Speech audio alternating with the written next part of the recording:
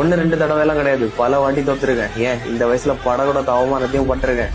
இப்போ சில பேர் நான் எப்படா விழுவேன்னு காத்துட்டு இருக்கானுங்க. அதுலயும் கொஞ்சம் பேரு என் முன்னாடி பேச தைரியம் இல்லாம என் பின்னாடி பேசி தெரியுறாங்க. ஒண்ணு ஞாபகம் வச்சுக்க, என்ன பிரச்சனை வந்தாலும் விடக்கூடாது, பாத்துக்கலான்னு எதிர்த்து நிக்கிற ஒரு அப்பம் பத்த புள்ளடானா.